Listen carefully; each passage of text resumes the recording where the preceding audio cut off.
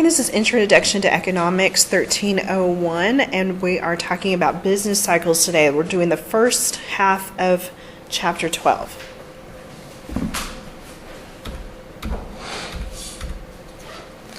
All right, since we're just doing the first part, we're just going to be talking about business cycles. So you kind of know the definition of it now, and you've seen the video. So it's kind of like a roller coaster, right? Our economy goes through periods of growth and decline. How do we know that? GDP. We've got GDP data. Sometimes it increases from one period to the next, and then sometimes it decreases. We don't make as many goods and services. We'll talk about unemployment next time, but it's definitely related. So here's the actual definition of what the business cycle is. You kind of have a picture of it. You kind of know what I've been talking about, but here it is. Alternating periods. So that means it goes back and forth. How many of you all remember during the recession, 2007, 2008, how many of you heard somebody saying, we're never going to recover from this. Our economy is never going to get back to where we were. Well, we are. Did y'all see that second quarter figures? GDP has grown by 3.9%. It's really strong. And it always is going to come back. We're going to go to another recession eventually because of the business cycle, but it's not going to stay there. It's going to come back. And it's just going to go back and forth like that. So that's what alternating means. Growth and contraction, whenever we see growth, we'll have a positive percentage change. That means we've actually increased from first to second quarter, and that was the handout that you got last time. Contraction is when we would have a negative percentage change, and that we saw an example of that as well on the website. So how do we know where we are in the business cycle? We're using GDP to measure it. Okay, so everybody's in good shape on what it is. It's just our economy going through these phases. Here are the actual 4 phases of a business cycle.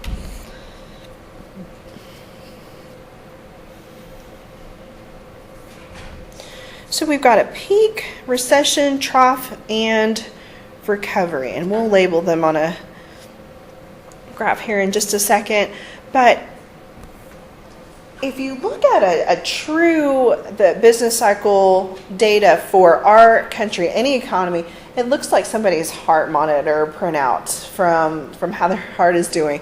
But if you took a really, really pretty, perfect model, we could label these 4 phases. And you might be able to guess, once we're at the peak, that's a maximum, right? And then we're going to go down and then hit a minimum point, and then we'll recover again. So here, everybody's got the 4 phases. Let's take a look at what that would look like on a graph here. Let me switch over to the document camera.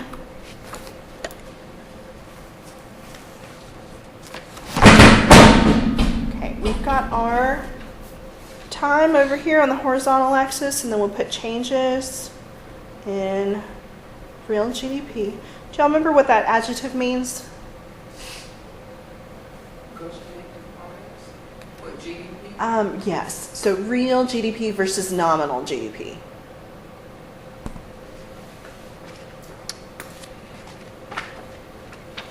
Which one's adjusted for inflation?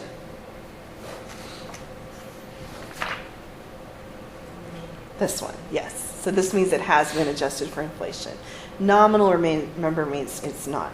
So if we had a really nice graph that looks like this, we could identify a maximum point. That would be the peak. Then when we're seeing GDP decline, we're actually seeing declines in GDP, a negative percentage change number. What is this part called?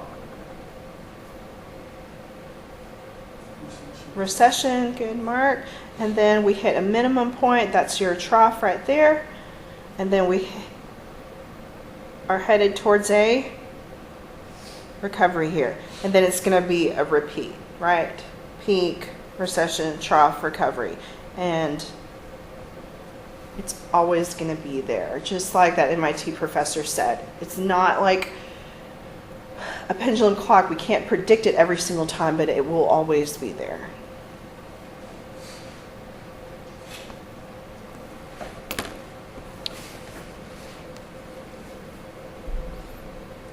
All right, well, let's switch back over here to the PowerPoint.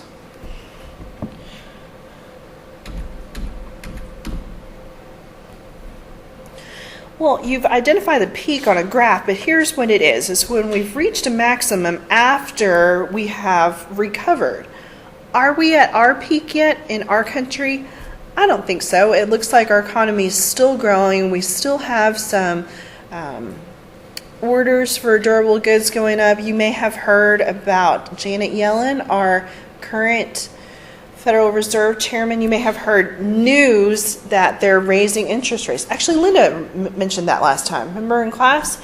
And so the very fact that we're even contemplating that is the idea that our economy is getting stronger enough, people are buying more. And so have we hit a peak yet? Now, I don't have a crystal ball, but it doesn't look like it. It looks like our economy is still growing. So we're still on that recovery period for our country right now.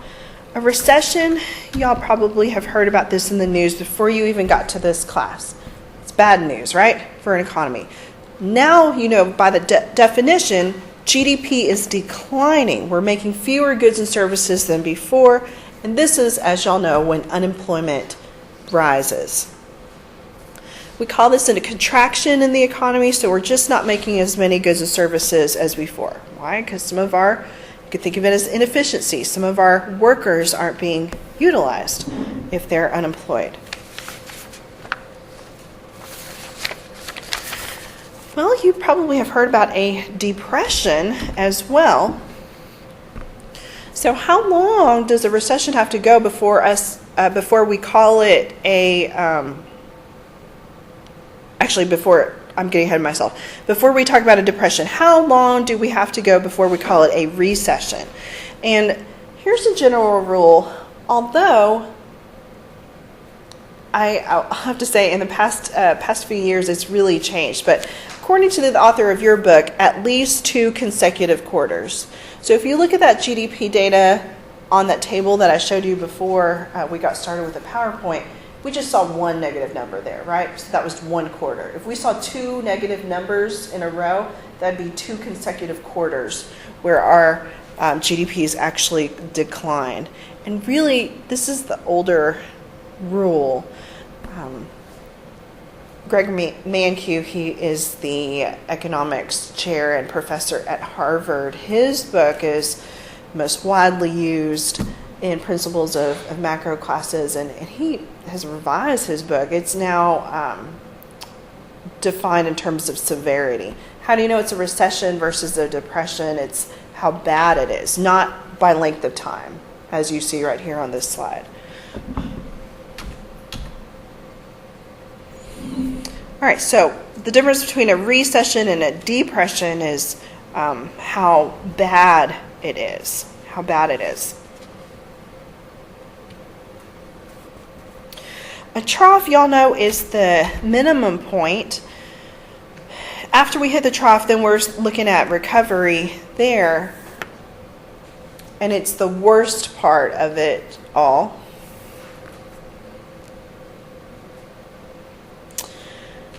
And the recovery period is when people start getting their jobs again. Businesses start feeling confident about future sales. They'll start hiring people again. It's also called an expansion period. All right, who remembers our goal for GDP growth? I think I've said it once today. 3, exactly. So on this next slide, look at that dotted growth trend line. That's a growth rate of 3%. Where do we even get that goal? That's been our historical trend, from way back when we started measuring GDP. So that's our growth trend. Are we always growing at 3%? No, I showed you that government report where sometimes it's negative, sometimes we're growing at 0.6%. So we go through these periods of rise and decline, but overall the growth trend's about 3. About 3. And we showed this on the document camera, but here are the 4 phases again. So know what they are, be able to identify them on a graph, and know the order of them as well. Like I said, this is a nice, pretty, even model, but like the MIT professor said, it's not like that in real life. If you look at actual GDP data, we've got some peaks and troughs, and it's really jagged, and it almost looks like, the printout of someone taking who's just had an EKG done. So you look here at an actual business cycle from 2001 to 2007, you can see an actual business cycle there.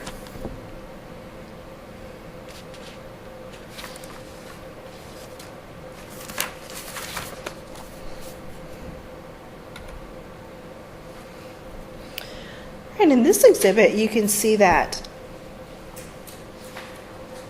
we're comparing different periods of time where we did have a recession and how long they lasted. This is exhibit 12.2 in your book. If you've got the new one, this is December 2007 to June 2009, 18 months. 18 months. So that was really, really long, this last one that we just finished. And the overall percentage decline in real GDP during that period was a -4. Peak unemployment during that period, this last period, was 9.7. So it was pretty bad this last time. It was the longest one recorded ever.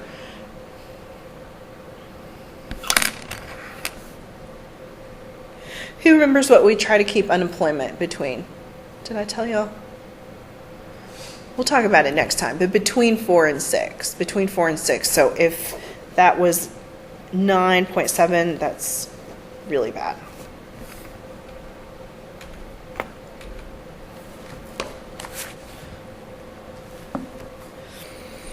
All right, so those are the different parts of the business cycle, and you've seen what it looks like on a graph. You've seen a table right here. We like to be in the expansion period, right? We like to be in the recovery period. And how do we measure that? When our GDP actually increases. And so we've got a positive sign in terms of the percentage change. We want that.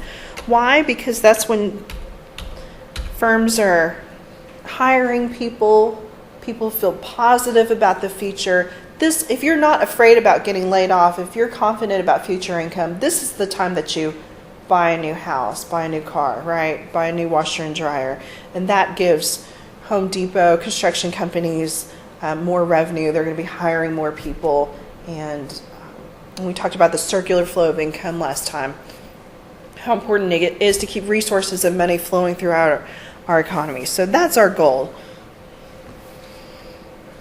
If you look at the record of business cycles in our country, all the way back from the 20s, and this really looks like the printout of someone's heart monitor, right? So it's not perfect. You can't predict when the next recession is coming. You can't predict how long it is. Remember that exhibit 12.2? They were all differing lengths. It's not like you can say, oh, well, we've hit a recession now. It's going to end exactly in 1 year. You can't say that because they're all different, right? And how bad they were was all different as well. And you can see things were really bad over here on the left side of the graph, right? Do we still have business cycles over here? Yeah, we've still got these ups and downs over here, but it's not as severe as it used to be. So when we talk more about policy, about fiscal and monetary policy, we control the money supply, we change interest rates like Linda talked about last time, we use taxes, we use government spending to try to make the business cycle not as severe as it used to be. But here is zero growth right here, that red line, that dotted line. Your author says 3.5%, but 3% is really our goal. And we definitely do not always reach that goal, right? Sometimes it's over and sometimes it's under. if you've got the old version of the book, so here's a comparison of GDP growth rates. Who's in first place here?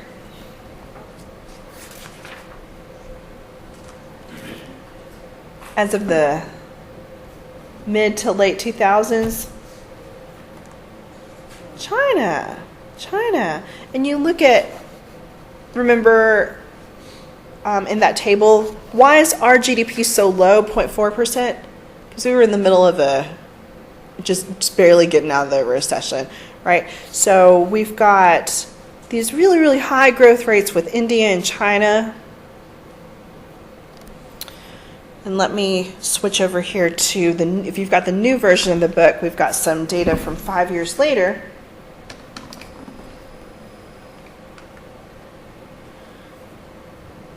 So it was 9.5 for China when I had it on the projector for 2008. For 2013, China's growth slowed down. And we've heard in the news this year that China's slowing down even more. For India, it was 7.8. There's 4.4. What about the United States? A little bit better. So we're slowly improving while their economies have been slowing down. Is that 5.9? 1.9, yeah. Oh, you can't hardly see. 1.9. Yeah. So I also want to point out, this is a different graph than what I had showed you earlier. This is growth rates, the change in GDP from one period to the next. The change, but in terms of levels of GDP, that was, let me find it here. When you add up C plus I plus G plus net exports, that's a different graph over here, right? So don't let anybody point to this and say, and it's not that we have a crystal ball or anything, but for somebody to point to these numbers, especially when it was 2008, and say, oh, China's going to take over the world, India's going to take over the world. Yes, they've got these really, really high growth rates, like almost 10% versus our measly 0.4%. But you look 5 years later at the data, right? Any economy that's growing really rapidly, they're not going to be able to sustain that forever. We see that with economic growth theory. It's going to slow down eventually when they get to be more advanced economy. And again, growth rate data is different than actual data. A poor country is going to grow faster. So they're going to look really good on this graph. But in terms of overall levels of GDP, that's important too. You need to look at both sets of data and not just point to, oh gosh, this country's growing so fast, they're going to take over the world.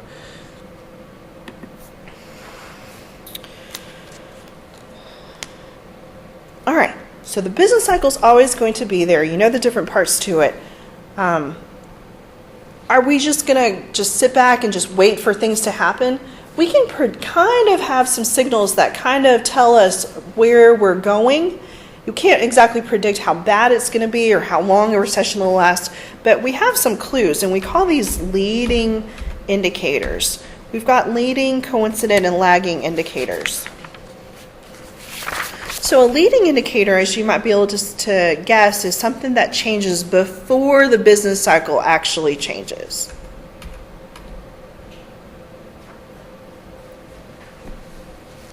So let's say that we are in a recession, we've hit the trough, things are really bad, right?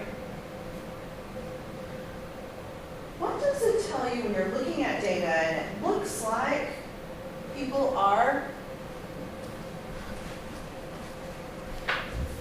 buying more washers and dryers, ordering more washers and dryers? Is that a good sign? How do we know that people are going to be building more houses?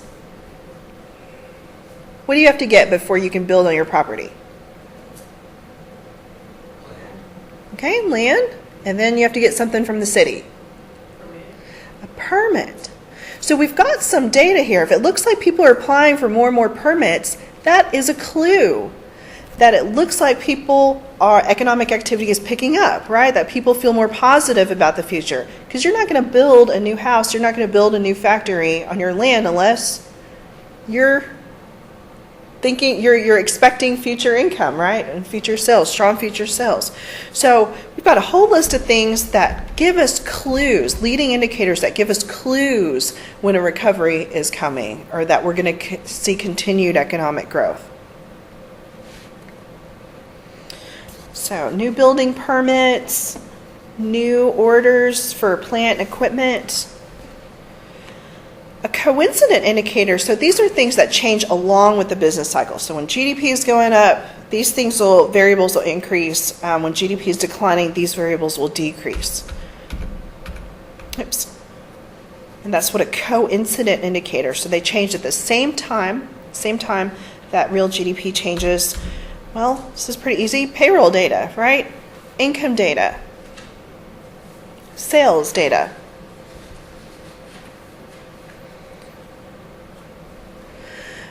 And then there are also some things that change after the business cycle changes, and we call those lagging indicators.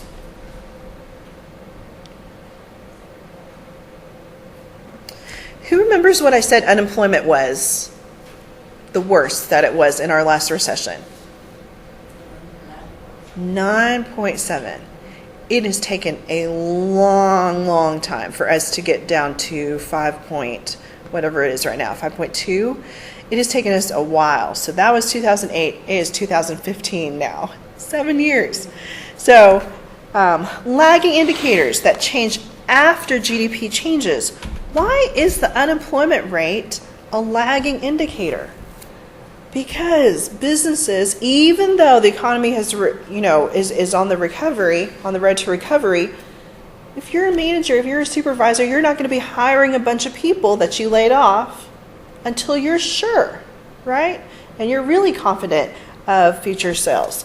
So unemployment, we always see that. It doesn't improve right when the economy gets better. It's going to take some time for that to actually improve. And I'd like for you to add a few things in your notes here. So let's switch over to the document camera. What causes the business cycle? So we've got some clues as to when we're hitting certain phases with these coincident and lagging and especially the leading indicators, and you know what the business cycle is, but what causes the business cycle?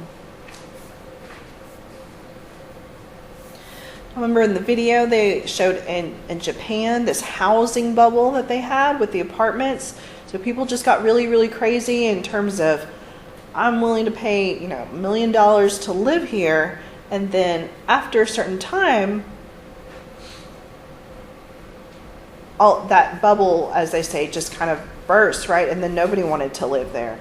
And sometimes people just go through these crazes. Or you think about Tickle Me Elmos, or these emu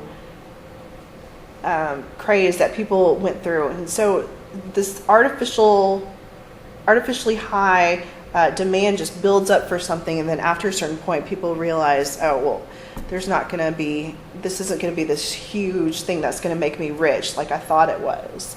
But what causes it? Internal factors like consumer demand, consumer confidence,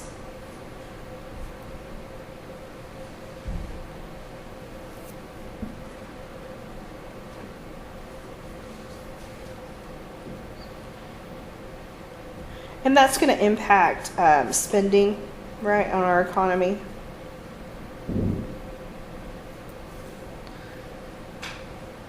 External factors. What caused Japan's economy to go from second place in terms of overall GDP to third? Okay, the tsunami. So natural disasters.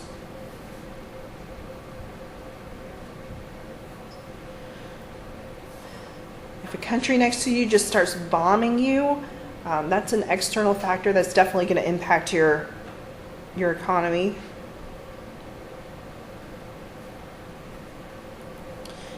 trade disruptions.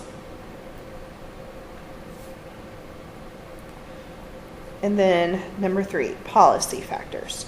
So whatever our government decides to do, we'll talk more about this, but what Linda presented on last time, interest rates.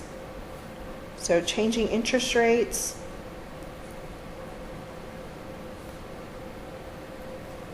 That's an example of monetary policy.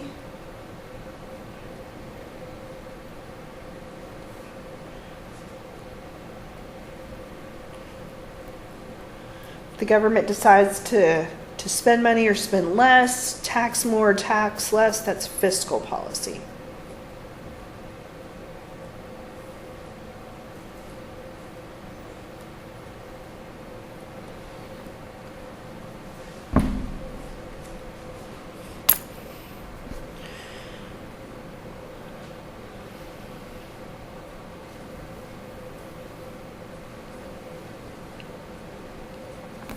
So if we had a long period of peacetime and no war and nobody attacking our country, would we still have the business cycle?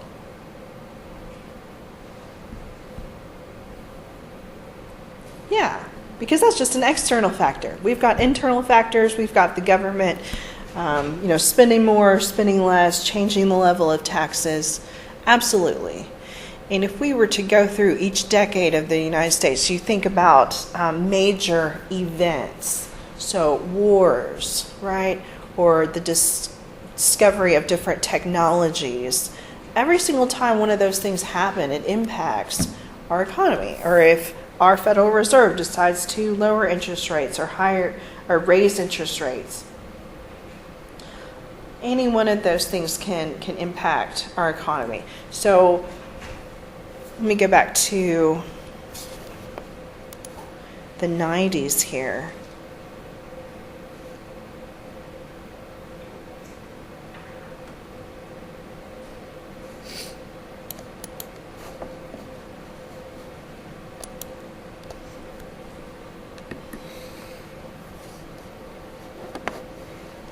Okay, so after about 91, 92, we were negative, right? But in the rest of the 90s, how did our economy perform in terms of GDP growth? So that's 0 down there at the red line. So after that little blip right there, how did we do?